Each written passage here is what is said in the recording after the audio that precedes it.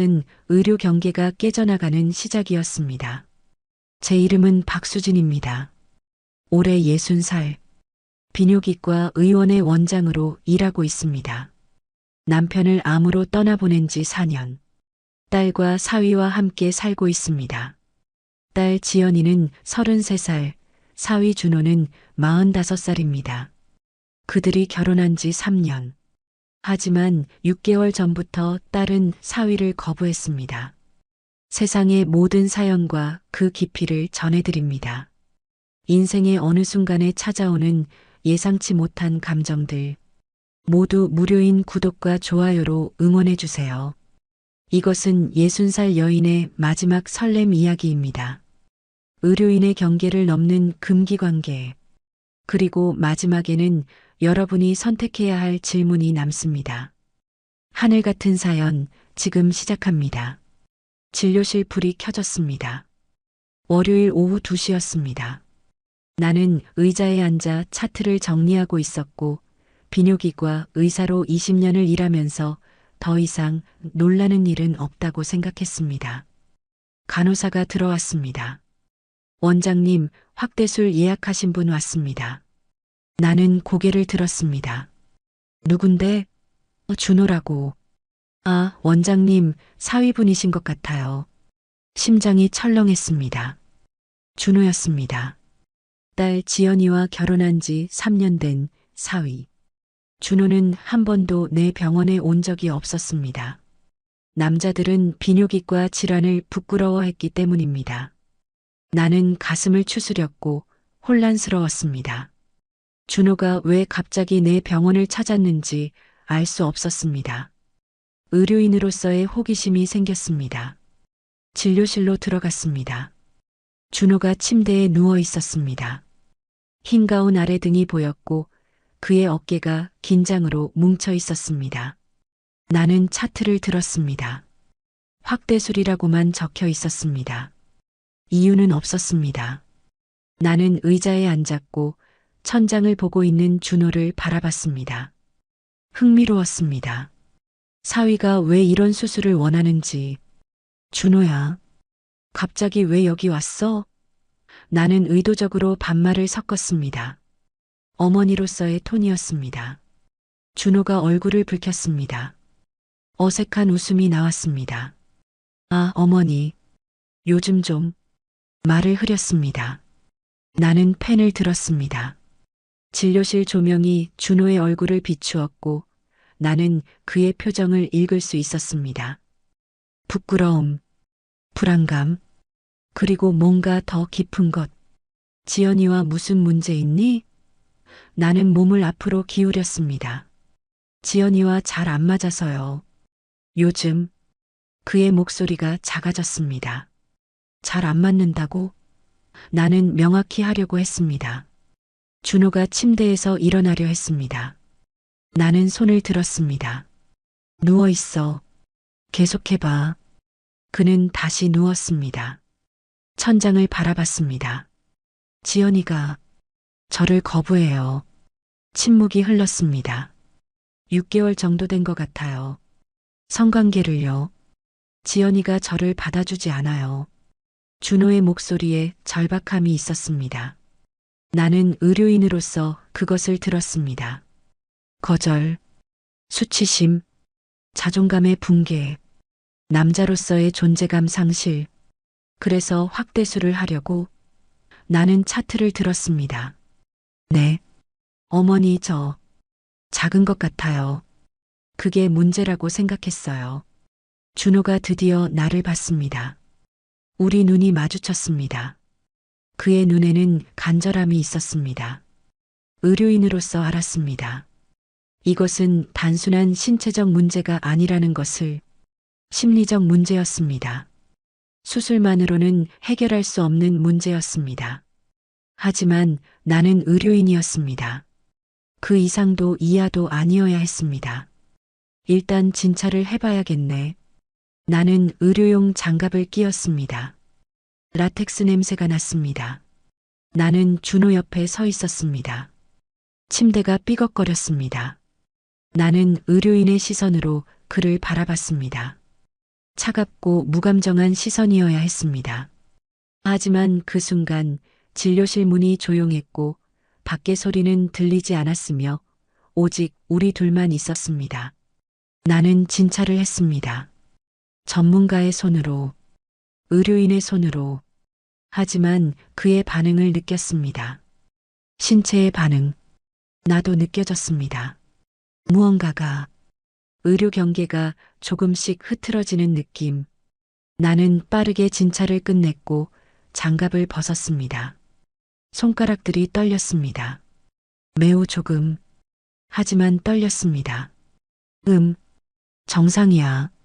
나는 거짓말을 했습니다. 실제로 작지 않았습니다. 구조적 문제는 없었습니다. 그래요? 준호가 희망으로 가득 찬 얼굴로 물었습니다. 하지만 심리적인 문제가 있을 수 있어. 자신감 부족이. 나는 의료인으로서 설명했습니다. 수술이 필요할까요? 준호가 일어나며 물었습니다. 나는 잠깐 침묵했습니다. 이건 뭐 하는 짓인가? 혼잣말이 내 머릿속에서 울렸습니다. 나는 의료인이었습니다. 딸의 어머니였습니다. 하지만 준호의 눈빛을 본 순간 무언가가 흔들렸습니다. 20년을 지켜온 의료인의 경계가 목요일에 시간 되니? 나는 담담하게 말했습니다. 내 목소리가 떨리지 않았습니다. 의료인으로서 완벽했습니다. 하지만 내 심장은 다른 이야기를 하고 있었습니다. 수요일 저녁이었습니다. 나는 집의 거실에 앉아 있었습니다. 준호는 연구실에 간다고 했습니다. 하지만 준호는 연구실에 가지 않았습니다. 핸드폰이 울렸습니다. 어머니, 저 지금 집 근처인데 상담 좀 받을 수 있을까요? 목소리가 긴장되어 있었습니다. 나는 잠깐 침묵했습니다. 왜 이렇게 빠르게 반응했는지 스스로도 알 수 없었습니다. 응, 들어와. 전화를 끊었습니다. 가슴이 철렁했습니다. 나는 일어났습니다. 머리를 만지려고 거울을 봤지만 그냥 두었습니다. 의료인으로서의 자신감을 유지하기로 했습니다. 현관문 앞에서 심호흡을 했고 문을 열었습니다. 준호가 서 있었습니다. 가벼운 옷차림이었고 어두운 밤하늘을 배경으로 그의 실루엣이 보였습니다. 들어와라고 담담하게 말했고 거실로 들어온 준호는 긴장 속에서 소파에 앉았습니다. 나는 대면하는 의자에 앉았습니다. 상담이 필요한 것 같아? 나는 물었습니다. 네. 수술 전에 좀 더 얘기하고 싶었어요. 라고 준호가 답했습니다. 그것은 거짓말이었습니다. 하지만 표면적으로는 의료 상담이었습니다. 지연이는? 나는 물었습니다. 미술전 때문에 밤을 새운대요 라고 준호가 답했습니다. 침묵이 흘렀습니다. 집에 둘이 있다는 사실, 밤이라는 사실, 그리고 누군가는 돌아오지 않는다는 사실이 그 침묵 속에 들어 있었습니다. 수술에 대해 불안한 부분이 있나? 나는 물었습니다. 준호가 손을 모았습니다. 손가락들이 마주쳤고 긴장한 손이었습니다.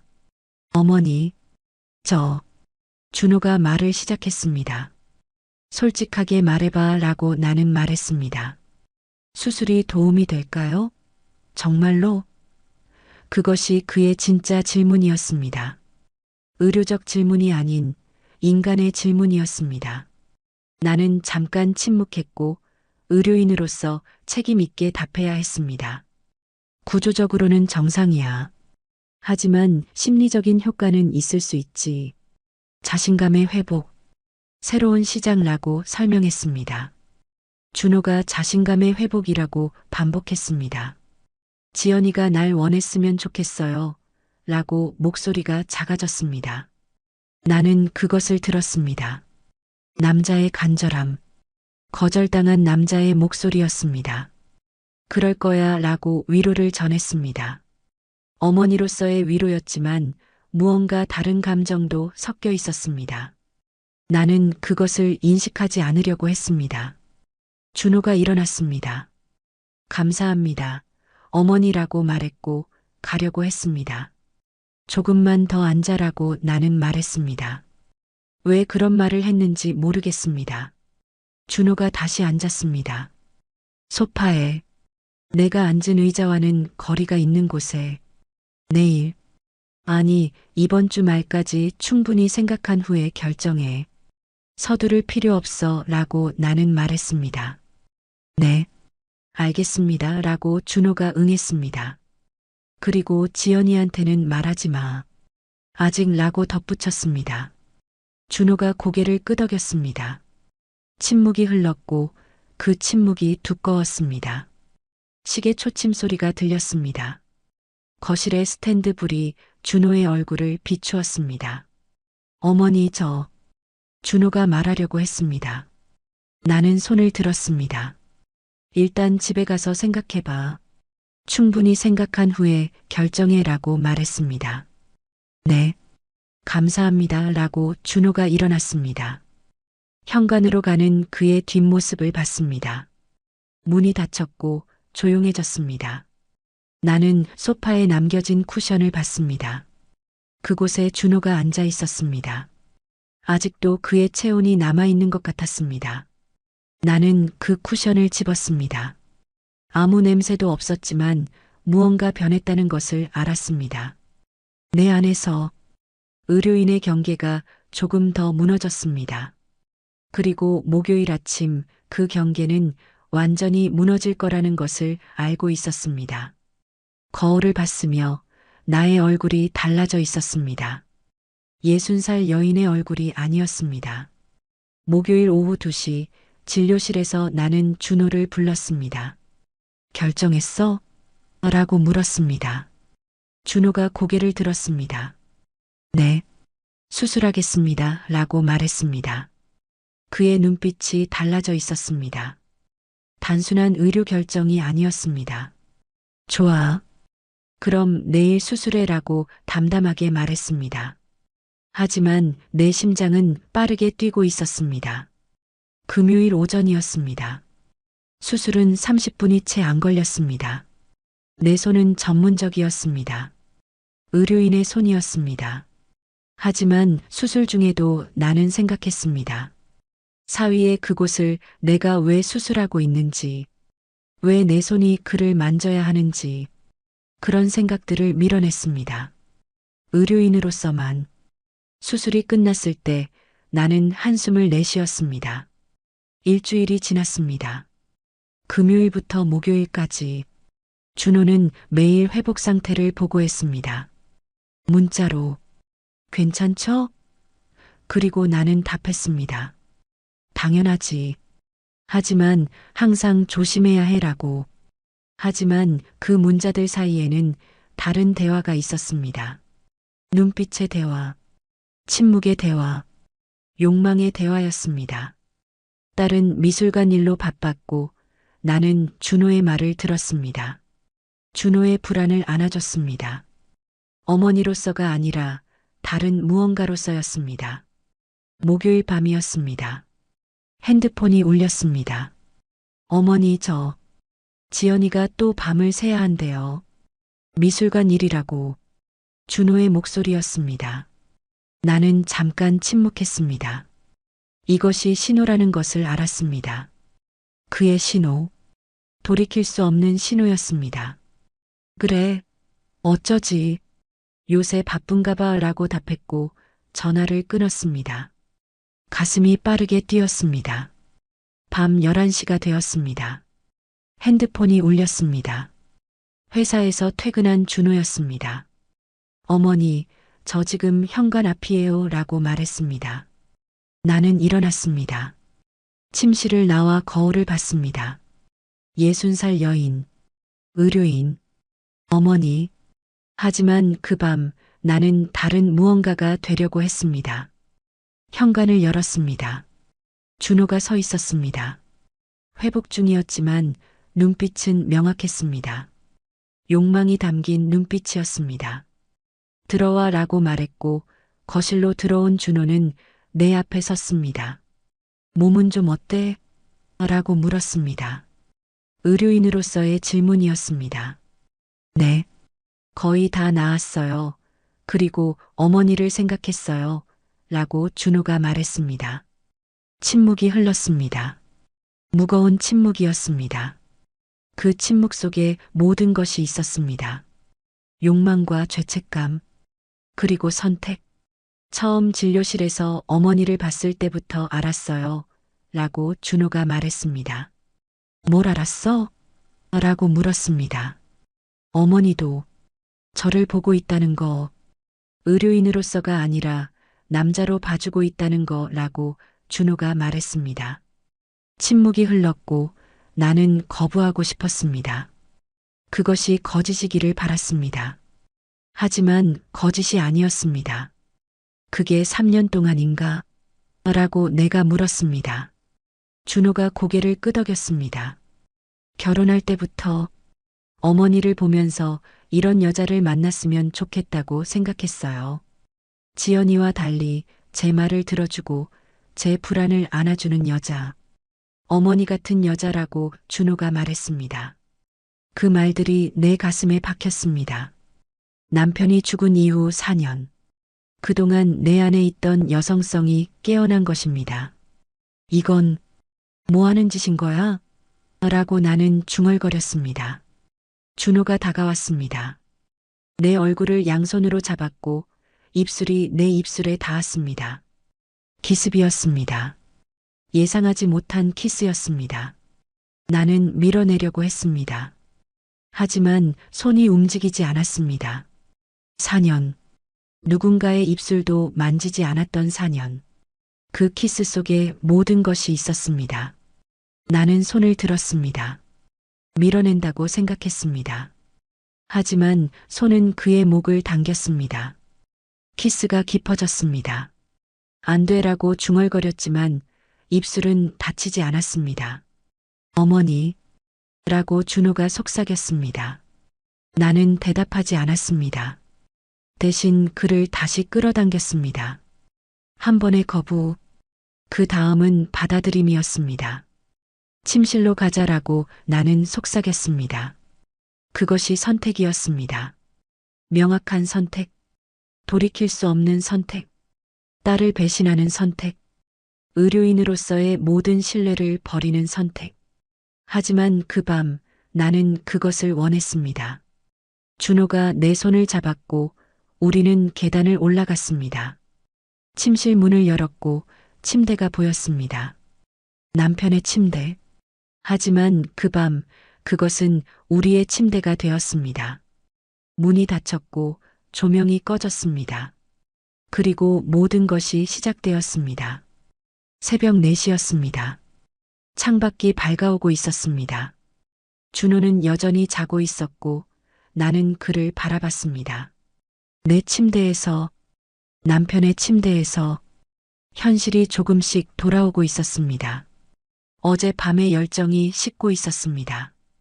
욕망이 무너지고 현실이 올라오는 시간이었습니다. 준호의 눈이 떴고 나를 봤습니다. 처음으로 침대에서 눈을 마주쳤습니다. 밝은 새벽빛 속에서 그의 눈빛이 부드러웠습니다. 어제 밤의 간절함이 아닌 안정된 눈빛이었습니다. 어떠세요? 라고 준호가 물었습니다. 의도가 명확했습니다. 이 모든 것이 현실인지 물어보는 것이었습니다. 나는 말 대신 그의 얼굴을 손으로 쓸어내렸습니다. 뜨거운 피부, 현실이었습니다. 나는 일어나 앉았고 준호도 따라 앉았습니다. 새벽빛 속에서 그를 봤습니다. 그가 달라져 있었습니다. 어제와 다른 눈빛, 자신감이 있는 눈빛이었습니다. 의료인으로서 나는 알았습니다. 수술이 성공했다는 것을, 그의 몸이 완성되었다는 것을. 하지만 그것만이 아니었습니다. 마지막 밤이 그를 완성했습니다. 나와 함께한 밤이. 어머니, 고마워요 라고 계속 말했습니다. 뭘 고마워? 라고 물었습니다. 준호가 내 손을 잡았습니다. 제 말을 들어줘서, 제 불안을 안아줘서, 그리고 준호가 말을 흐렸습니다. 그리고 라고 물었습니다. 지연이는 이제 상관없어요. 당신만 있으면 충분해요 라고 준호가 말했습니다. 침묵이 흘렀습니다. 그 말이 내 가슴에 박혔습니다. 죄책감과 뭔가 다른 감정이 동시에 올라왔습니다. 후회라고 할 수 없는 감정. 나는 그의 어깨에 손을 놨습니다. 따뜻한 어깨였습니다. 어제와 다른 어깨, 더 강해 보이는 어깨였습니다. 이건 잘못된 거 알아. 나도 알고 있어 라고 나는 말했습니다. 준호가 내 손을 더 강하게 잡았습니다. 알아요. 하지만 라고 준호가 말을 시작했고 내 손가락이 그의 입술을 막았습니다. 생각하지 말자. 지금은 나는 말했습니다. 준호의 입술이 내 손가락을 깨물었습니다. 부드럽게 그 느낌이 전해졌습니다. 욕망이 아닌 다른 감정이 담긴 느낌. 우린 어떻게 돼야 할까요? 라고 준호가 물었습니다. 내가 아는 답은 없었습니다. 의료인으로서도 어머니로서도 모르겠어 라고 솔직하게 답했습니다. 하지만 지연이를 상처 주면 안 돼. 절대라고 말했습니다. 준호가 내 팔을 더 강하게 안았습니다. 알아요 라고 말했지만 그 목소리 속에는 확신이 없었습니다. 시간이 지났습니다. 새벽 5시가 되었고 나는 일어났습니다. 나가야 돼라고 말했고 준호가 내 손을 잡았습니다. 조금만 더라고 간청했습니다. 나는 정해진 시간에 일어나지 않았습니다. 침대가에 앉았고 그의 손을 잡고 있었습니다. 따뜻한 손이었습니다. 4년을 혼자 버티고 이제 누군가의 손을 다시 잡은 것입니다. 이건 우리만의 비밀이야. 아무한테도 말하면 안 돼라고 나는 말했습니다. 준호가 고개를 끄덕였습니다. 약속해라고 다시 말했습니다. 약속할게요 라고 준호가 답했습니다.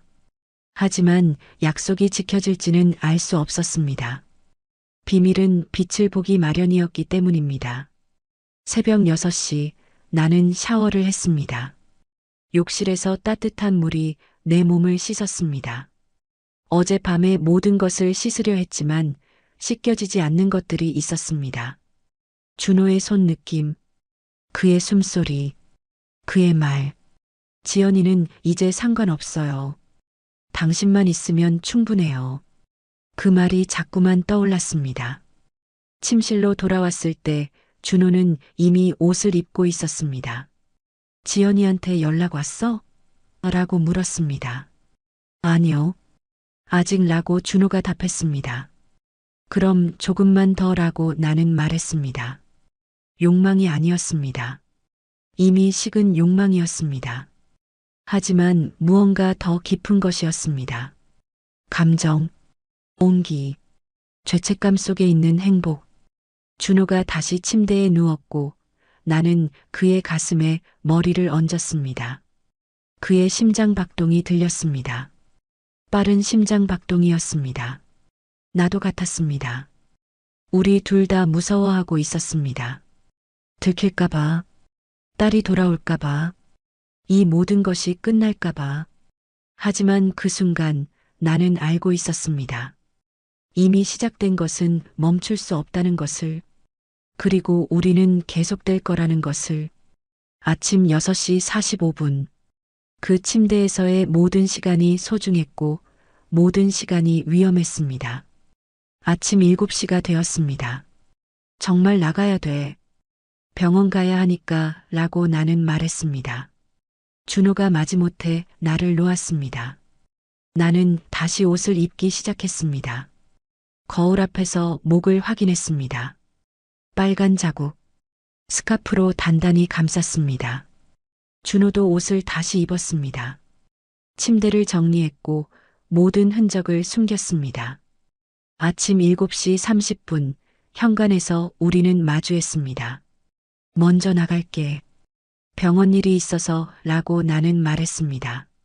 준호가 고개를 끄덕였습니다. 네. 조심히 다녀오세요 라고 준호가 말했고 그것은 아내를 배웅하는 남편의 말투였습니다. 나는 현관을 나갔습니다. 뒤에서 준호의 발소리가 들렸습니다. 그도 곧 나갔을 겁니다. 각각 다르게 평범하게 금요일 오전 9시 30분 나는 병원에 도착했습니다. 비뇨기과 내 진료실 환자들이 들어오기 시작했습니다. 나는 전문가의 얼굴로 진료했습니다. 의료인, 어머니가 아닌, 누군가의 정부인이 아닌, 하지만 시계는 계속 움직였습니다. 오전 11시, 오후 1시, 오후 3시, 시간이 너무 느렸으며 손이 떨렸습니다. 의료용 펜을 들었지만 글씨가 흔들렸습니다. 금요일 오후 4시 핸드폰이 울렸습니다. 딸이었습니다. 엄마, 미술전 정리가 다 끝났어. 지금 서울로 올라가는 중이야. 저녁 6시쯤 도착할 것 같아 라고 말했습니다. 나는 얼어붙었습니다. 전화를 끊고 준호에게 문자를 보냈습니다. 지연이 저녁 6시 도착 답장은 없었습니다. 하지만 시간이 흐를수록 공포가 올라왔습니다. 금요일 저녁 6시 15분 현관문이 열렸습니다. 엄마 나왔어 라고 외쳤습니다. 준호도 비슷한 시간에 도착했습니다. 우리 셋이 한 집에 있게 되었습니다. 저녁 식탁이 차려졌습니다. 포크가 놓여 있었고 밥도 담겨 있었습니다. 일상처럼 보였습니다. 하지만 식탁 아래는 달랐습니다. 준호의 발이 내 다리를 스쳤습니다. 의도적으로 내 손이 포크를 놨습니다. 떨렸습니다. 포크가 접시에 부딪히며 요란한 소리를 냈습니다. 딸이 나를 봤습니다. 엄마, 괜찮아? 요즘 자꾸 정신없어 보여라고 딸이 말했습니다. 일이 많아서라고 나는 거짓말을 했습니다. 준호가 물을 마셨습니다. 그의 입술에 물이 묻었고 나는 그것을 봤습니다. 모든 게 위험했습니다. 일상이 위험했고 대화가 위험했으며 침묵도 위험했습니다. 토요일 아침이었습니다. 딸은 아직 자고 있었습니다. 과도한 업무로 인해 피곤했을 겁니다. 나는 거울 앞에서 머리를 빗고 있었습니다. 목이 보였습니다. 빨간 자국이 더 선명해져 있었습니다. 새벽의 흔적. 손으로 덮었고 스카프를 더 단단히 둘렀습니다. 침대 시트를 갈아야 했습니다. 세탁을 하려고 시트를 벗겼을 때 흔적이 남아 있었습니다. 아주 작은 흔적. 하지만 명백했습니다. 딸이 방에 들어왔습니다. 엄마, 뭐해? 라고 물었습니다. 나는 빠르게 시트를 말아 올렸습니다. 세탁하려고 요즘 자주 갈아야 돼 라고 대답했습니다. 딸이 다가왔습니다. 냄새를 맡았습니다. 심장이 멈췄습니다. 엄마 베개 냄새 이상한데? 라고 딸이 물었습니다. 향수 뿌렸어. 새 향수라고 말했습니다. 딸이 베개를 만지려 했습니다. 나는 손을 들었습니다. 내가 다 할 테니 넌 가서 좀 쉬어라고 말했고 딸을 거실로 내보냈습니다. 손이 떨렸고 들킬 뻔했습니다. 집안일을 하고 나는 병원에 나갔습니다. 환자들을 진료했지만 집이 걱정되었습니다. 오후가 되자 나는 퇴근 후 집에 들어왔고 마침 집에 있던 준호를 봤습니다. 그의 눈에 불안이 있었습니다. 공포가 있었습니다. 우리가 같은 공포를 느끼고 있었습니다. 그날 밤 딸이 나를 불렀습니다. 엄마, 요즘 자꾸 전화가 안 되네. 병원 일이 많아? 라고 물었습니다. 나는 고개를 끄덕였습니다. 그리고 요즘 안색도 안 좋아. 엄마, 혹시 아파? 라고 딸이 다시 물었습니다. 그 질문이 끔찍했습니다.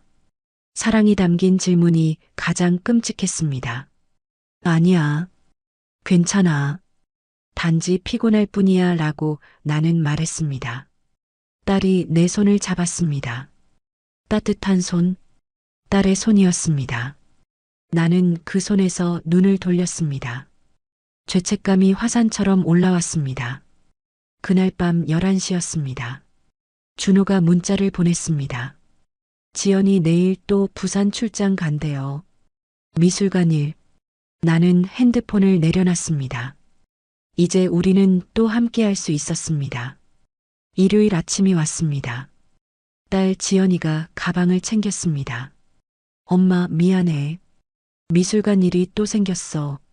내일 저녁에 올 거야 라고 말했습니다. 나는 딸을 안았고 죄책감이 몰려왔습니다. 조심히 갔다 와 라고 말했고 현관에서 딸을 배웅했습니다. 차가 사라졌을 때 내 심장이 빨라졌습니다. 준호에게 문자를 보냈습니다. 지연이 나갔어 라고. 준호의 답장이 왔습니다. 알겠습니다. 저도 곧 업무 마치고 들어갈게요 라고. 하지만 그것은 거짓이었습니다. 일요일 오후 2시 준호가 현관에 섰습니다. 회사 미팅이 일찍 끝났어요 라고 말했지만 우리 둘 다 알고 있었습니다. 이것이 신호라는 것을. 나는 그를 침실로 이끌었습니다. 햇빛이 침실 안으로 들어오고 있었습니다. 일요일 오후의 밝은 햇빛. 이전의 어두움과는 달랐습니다. 더 위험했습니다. 누군가가 볼 수 있었고 이웃이 들을 수 있었습니다. 하지만 그것이 우리를 더 절박하게 만들었습니다. 나는 준호를 침대에 끌어당겼습니다. 옷이 벗겨졌고 우리는 함께였습니다. 준호가 내 얼굴을 양손으로 들었습니다. 당신 눈을 봐야 해요 라고 속삭였습니다. 어둠 속이 아니라 햇빛 속에서 우리 눈이 마주쳤습니다.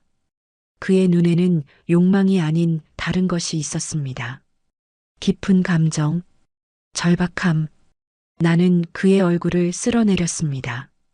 이렇게 계속할 수 있을까요? 라고 준호가 물었습니다. 나는 입으로 대답했습니다. 우리는 움직였고 이전과는 달랐습니다. 더 느렸습니다. 더 부드러웠습니다. 마치 시간을 멈추려는 듯이 준호의 손이 내 등을 천천히 만졌고 나는 그의 목을 느꼈습니다. 심장 박동, 빠른 심장 박동. 침대는 흔들리지 않았습니다. 대신 우리는 서로를 느꼈습니다. 완전히, 깊게, 침묵 속에서 어머니, 라고 준호가 속삭였습니다. 응?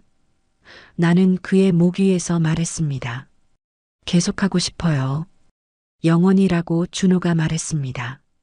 그 말이 내 가슴을 무너뜨렸습니다. 나는 그를 더 강하게 안았습니다. 햇빛 아래에서, 죄책감 속에서, 사랑이라고 부르기 불편한 감정 속에서 오후 4시였습니다. 우리는 여전히 침대에 누워 있었습니다. 준호가 내 머리를 쓰다듬었습니다. 지연이가 언제 온다고 했죠? 라고 물었습니다. 나는 그의 팔 안에서 내일 저녁이라고 답했습니다. 24시간. 남은 시간이 24시간이었습니다. 하지만 충분했습니다. 지금 이 순간이 햇빛이 우리를 비추고 있었고 우리는 함께였습니다. 우리 이렇게 할 수 없을까요? 계속. 딸에게 들키지 않으면서 라고 준호가 물었습니다. 나는 대답하지 않았습니다. 할 수 없는 말이었기 때문입니다. 하지만 우리는 알고 있었습니다. 이것이 지속될 거라는 것을. 다른 방식으로든 더 조심스럽게든. 준호가 시간을 봤습니다.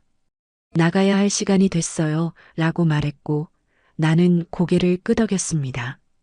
오후 5시 30분 준호는 옷을 입었습니다. 나도 입었습니다. 평범한 일요일 저녁이 되려고. 준호가 현관으로 갔습니다. 감사합니다. 어머니라고 형식적으로 말했고 나는 고개를 끄덕였습니다. 침대에는 우리의 흔적이 있었습니다. 따뜻함, 향기, 그리고 죄책감. 밤 11시였습니다. 핸드폰이 울렸습니다. 딸이었습니다. 엄마 다행히도 전시 정리가 오래 걸리지 않아서 일찍 도착할 것 같아 라고 말했습니다. 나는 얼어붙었습니다. 응, 조심히 와 라고 말했고 전화를 끊었습니다. 24시간이 아니었습니다. 넉넉히 내일 저녁까지. 그것이 우리에게 남은 시간이었습니다. 월요일 아침이 왔습니다. 딸이 저녁에 도착한다는 것을 알고 있었습니다. 시간이 얼마나 남았는지 계산했습니다. 아침 9시부터 저녁 6시까지 9시간이 우리에게 남겨진 전부였습니다. 나는 병원으로 나갔습니다. 비뇨기과, 내 진료실, 의료인으로 돌아가야 했습니다. 오전 10시 30분 간호사가 들어왔습니다. 원장님, 10시 30분 사위 준호님 왔습니다. 라고 말했습니다. 심장이 철렁했습니다. 준호가 나 몰래 예약했던 겁니다. 들여보내라고 말했고 문이 열렸습니다. 환자처럼 진료복을 입고 준호가 들어왔습니다. 하지만 그의 눈빛은 환자가 아니었습니다. 나는 의료인으로 돌아섰습니다. 안녕하세요. 뭐가 필요하신가요? 라고 물었습니다. 수술 후 경과 확인을 받으러 왔습니다. 라고 준호가 형식적으로 말했습니다. 나는 고개를 끄덕였고 간호사에게 나가봐. 환자 프라이버시라고 말했습니다. 진료실에는 이제 우리 둘뿐이 남아 있습니다. 준호가 다가왔습니다. 뭐 하는 거야? 라고 나는 중얼거렸습니다. 하지만 일어나지 않았습니다. 준호가 내 앞에 섰고 내 얼굴을 양손으로 잡았습니다. 입술이 내 입술에 닿았습니다. 진료실에서, 의료용 침대 위에서 경계가 완전히 무너졌습니다. 나는 그를 밀어내려고 했습니다. 하지만 손은 그의 목을 당겼습니다. 미쳤어. 이러면 안 돼라고 중얼거렸지만 입술은 다치지 않았습니다. 준호가 나를 의료용 침대로 밀었습니다. 의료기계들이 옆에 있었습니다.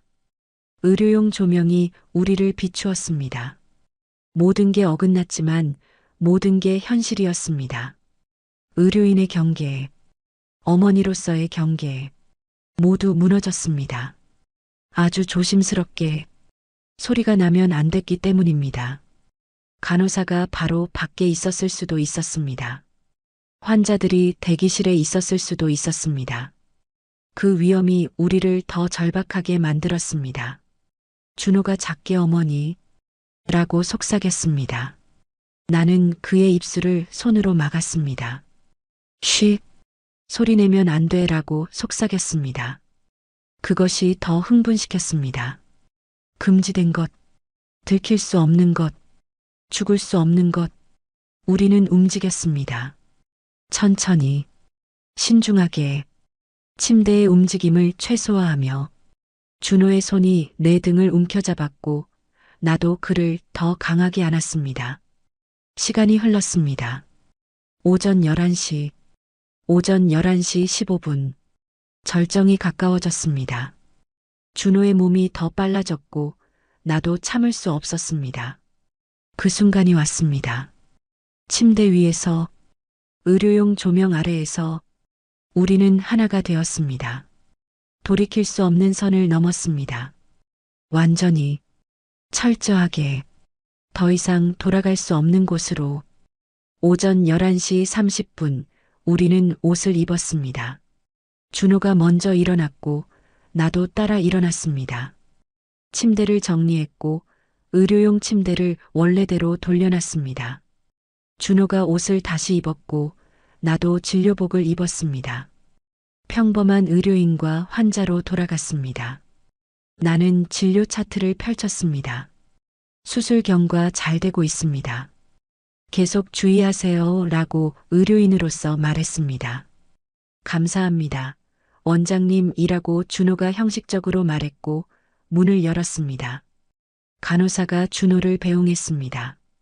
평범하게, 아무 일도 없었던 것처럼. 하지만 내 손은 떨렸습니다. 오후 1시 핸드폰이 울렸습니다. 딸이었습니다. 엄마, 지금 들어가는 중이야. 5시쯤 도착할 수 있을 것 같아 라고 말했습니다. 우리에게 남은 시간이 4시간이었습니다. 모든 것이 끝나갈 4시간. 응, 조심히 와라고 말했고 전화를 끊었습니다. 핸드폰으로 준호에게 문자를 보냈습니다. 지연이 5시 도착. 어떻게 할 거야? 준호의 답장은 없었습니다. 오후 2시 나는 병원을 나갔습니다. 진료를 마치고 집으로 향했습니다. 준호는 이미 집에 도착해 있었습니다. 거실에서 우리는 마주봤습니다. 말없이 눈빛만으로 모든 것을 알았습니다. 침실로 올라갔고 침실 문을 닫았습니다. 오후 3시부터 5시까지 우리는 침대에 누웠습니다. 하지만 움직이지 않았고 그냥 함께 있었습니다. 준호의 팔이 내 허리를 감싸고 있었고 나는 그의 가슴에 귀를 대고 있었습니다. 빠른 심장 박동. 영원히 이렇게 할 수 있을까? 라고 준호가 속삭였습니다. 나는 대답하지 않았습니다. 할 수 없는 말이었기 때문입니다. 내일은 어떻게 되지? 라고 준호가 물었습니다. 모르겠어 라고 나는 말했습니다. 그것이 진실이었습니다. 우리는 계획이 없었습니다. 미래가 없었습니다. 있는 것은 오직 지금 이 순간뿐이었습니다. 준호가 내 얼굴을 들었습니다. 당신 없이는 못 살 것 같아요 라고 다시 말했습니다. 나는 키스로 대답했습니다. 오후 4시 30분이 되었습니다. 우리는 침대에서 나와야 했습니다. 딸이 곧 올 테니까요. 옷을 입었고 침대를 정리했습니다. 모든 흔적을 숨겼습니다. 준호가 현관을 향했습니다. 지금 나갈게. 딸이 오면 자연스러워야 하니까 라고 말했습니다. 나는 고개를 끄덕였습니다. 우리는 평범함을 유지해야 했습니다. 우리 지속될 수 있을까요? 라고 준호가 물었습니다. 나는 잠깐 침묵했습니다. 그것이 우리의 미래를 결정하는 순간이었습니다. 오후 5시 10분 현관문이 열렸습니다.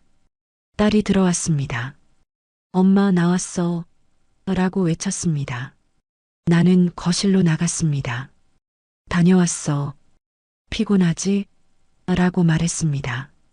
딸이 안겨왔습니다. 나의 딸, 착하고 이쁜 내 딸. 나는 그 품에서 죄책감을 느꼈습니다. 하지만 다른 감정도 있었습니다. 내가 살아있다는 행복하다는 느낌. 저녁 6시 준호가 들어왔습니다. 평범하게, 일상처럼. 벌써 왔어? 라고 딸이 놀라며 말했습니다. 응, 일이 일찍 끝났어. 라고 준호가 말했습니다. 우리 셋이 한 집에 있게 되었습니다. 저녁 식탁이 차려졌습니다. 포크, 밥, 일상. 하지만 식탁 아래에서 준호의 발이 내 다리를 스쳤습니다. 의도적으로, 약속처럼. 밤 11시 딸이 자러 갔습니다. 피곤해서 일찍 자겠다고 했습니다. 나와 준호는 거실에 남았습니다. 텔레비전을 켰지만 보지 않았습니다. 내일? 라고 준호가 물었습니다. 목요일 밤. 지연이가 미술관 간다고 했어. 라고 나는 말했습니다. 준호가 고개를 끄덕였습니다. 침묵이 흘렀습니다. 거실에 두 사람만 있었습니다. 60살 여인과 45살 남자, 의료인과 사위, 어머니와 딸의 남편. 우리는 무엇인가요? 나는 생각했습니다. 사위를 사랑하고 있습니다. 처음으로 느껴본 이런 감정. 4년을 혼자 살아온 나에게 찾아온 유일한 온기. 하지만 딸은 어떻습니까? 딸은 자기 남편을 가지고 있었는데 나는 그를 빼앗았습니다. 의료인으로서도 실패했습니다. 환자의 신뢰를 배신했고 의료 윤리를 완전히 무시했습니다. 면허도 잃을 일입니다. 어머니로서도 실패했습니다. 딸을 배신했고 가족의 신뢰를 무너뜨렸습니다. 하지만 동시에 나는 살아있습니다. 처음으로 느낌을 느끼고 사랑을 사랑할 수 있는 존재가 됐습니다. 이것이 사랑인가, 죄인가? 더 이상 구분할 수 없습니다. 그런데 여러분이라면 저처럼 이 상황에 빠진다면 어떻게 하시겠습니까? 딸에게 모든 것을 고백하겠다. 아니면 은밀하게 관계를 계속할 것인지 또는 딸 모르게 사위와 관계를 끝낼 것인지. 60살 여인의 마지막 설렘. 의료인의 경계를 넘은 금기 관계. 사랑인가, 죄인가? 여러분의 판단을 기다립니다. 구독과 좋아요로 응원해 주시고 댓글로 여러분의 선택을 들려주세요. 끝까지 들어주셔서 감사합니다. 하늘 같은 사연이었습니다.